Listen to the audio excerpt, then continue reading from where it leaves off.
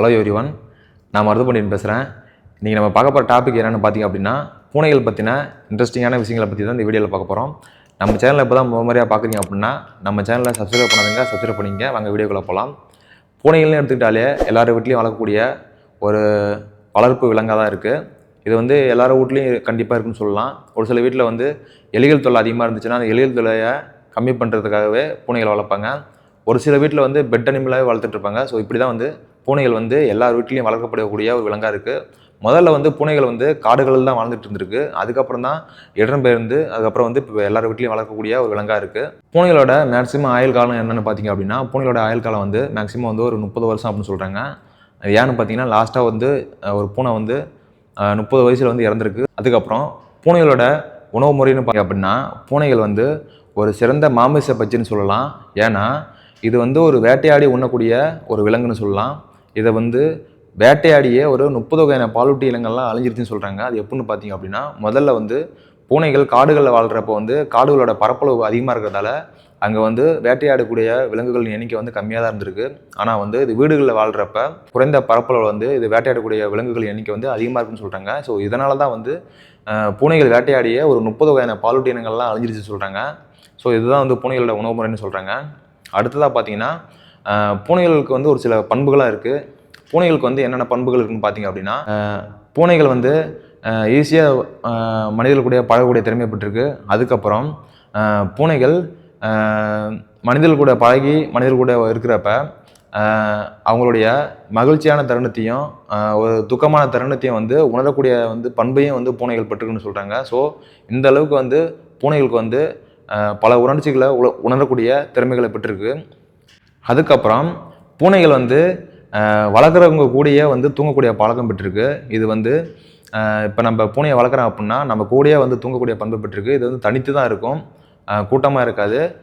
இப்படி வளர்க்குறப்பயே தன்னுடைய முதலாளி கூடயே தூங்கக்கூடிய தன்மை பெற்றிருக்கு. அதுக்கப்புறம் இப்படி தூங்குறப்ப பூனைகள் வந்து வாழ்நாளில் 70% வந்து தூங்கியே கழிச்சிருந்து சொல்கிறாங்க. ஒரு நாளைக்கு வந்து மேக்ஸிமம் வந்து 14 16 மணி நேரம் தூங்கிருன்னு சொல்கிறாங்க. ஸோ இதனாலேயே வந்து பூனைகள் வந்து தன்னுடைய வாழ்நாளில் வந்து 70% வந்து தூக்கத்தில் கழிச்சிருக்குன்னு சொல்கிறாங்க.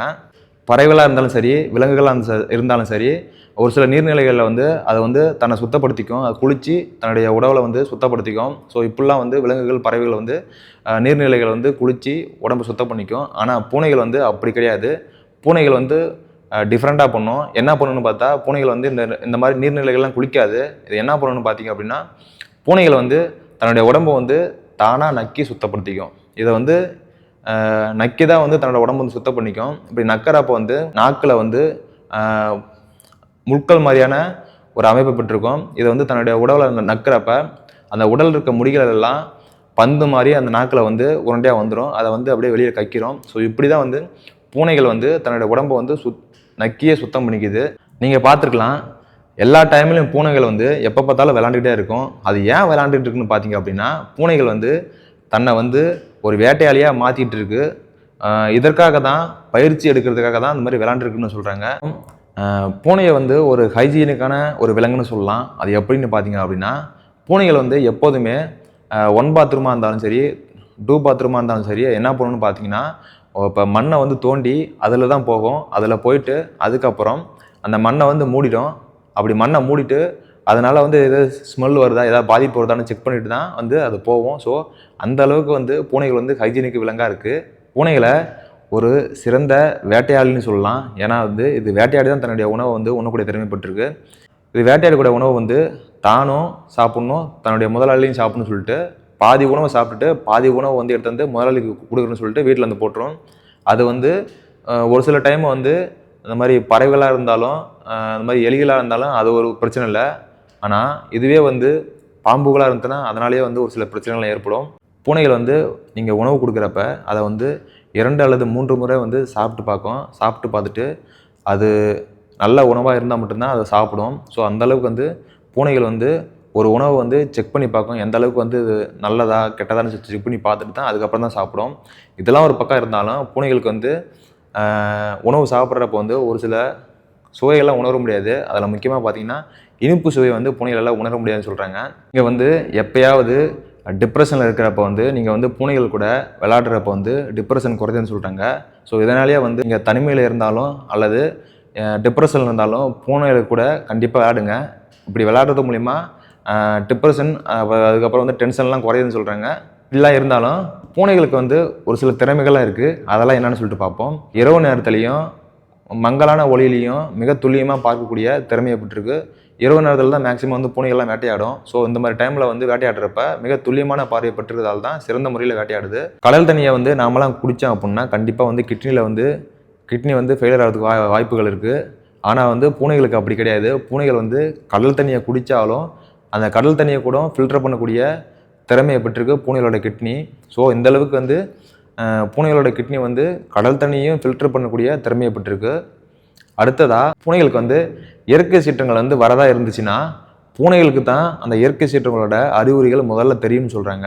ஏன்னு பார்த்தீங்க அப்படின்னா பூனைகளுக்கு வந்து குறைந்த மீத்திறன் கொண்ட ஒளியையும் உணரக்கூடிய தன்மையை பெற்றிருக்கு. ஸோ இதனால தான் வந்து இயற்கை சீற்றங்கள் வருது அப்படின்னா முதல்ல வந்து பூனைகளுக்கு தான் தெரியும். பூனை வளர்க்குறப்ப வந்து பூனைகளுக்கு வந்து சரியான முறையில் வந்து தடுப்பூசியெல்லாம் போட்டுக்கணும். அப்படி தடுப்பூசி போடலை அப்படின்னா பூனைகளுக்கு வந்து ஒரு சில நோய்களாக வரும். இப்படி வந்து பூனைகளுக்கு ஒரு சில நோய்கள்லாம் வந்துச்சு அப்படின்னா அந்த நோய்கள் வந்த பூனைகள் வந்து மனிதர்களை வந்து நக்கனாலோ அல்லது கீரனாலோ அதோட நோயோட பாதிப்பு வந்து மனிதர்களுக்கும் வரதா சொல்கிறாங்க. ஸோ இப்படிலாம் வந்து பூனைகளால் வந்து பாதிப்பு ஏற்படும். அதுக்கப்புறம் பூனை கடியால் வந்து பாதிப்பு ஏற்படும். பூனை கடியாலேயே ஒரு உயிர் எப்படி பறி போனது அப்படின்னு சொல்லிட்டு ஒரு வீடியோ போட்டிருக்கேன். அதை வந்து டிஸ்கிரிப்ஷனில் லிங்க் கொடுத்துருக்கேன். நீங்கள் பார்க்காதவங்க பார்த்துக்குங்க. அதுக்கப்புறம் பூனைகள் வளர்க்குறப்போ வந்து ஜாக்கிரதையாக இருந்துக்குங்க. ஏன்னு பார்த்தீங்க அப்படின்னா பூனைகள் வந்து சிறிய பாலூட்டுகளை வந்து வேட்டையாடுக்க திறமைப்பட்டிருக்கு. அதுக்கப்புறம் பாம்புகளையும் வந்து வேட்டையாடுக்க திறமைப்பட்டிருக்கு. இப்படி இருக்கிறப்ப வந்து பாம்புகளை வேட்டையாடுனதுன்னா பாம்புகளை வந்து வேட்டையாடி பெட்டில் வந்து போட்டுருச்சு அப்படின்னா இல்லை வந்து குழந்தைகளை விளையாடுற இடத்துல பாம்புகளை வேட்டையாடி போட்டுருச்சு அப்படின்னா கண்டிப்பாக வந்து அந்த பாம்பு வந்து மனிதர்களை வந்து தாக்குறதுக்கு வாய்ப்பு இருக்குது. ஸோ இதனால் வந்து பூனைகள் வளர்க்குறப்ப வந்து கொஞ்சம் ஜாக்கிரதையாக இருந்துக்குங்க. ஸோ இந்த வீடியோ உங்களுக்கு பிடிச்சிருந்துன்னா மறக்காமல் லைக் பண்ணுங்கள், கமெண்ட் பண்ணுங்கள், ஷேர் பண்ணுங்கள். அடுத்த வீடியோவில் பார்க்கலாம். பாய்.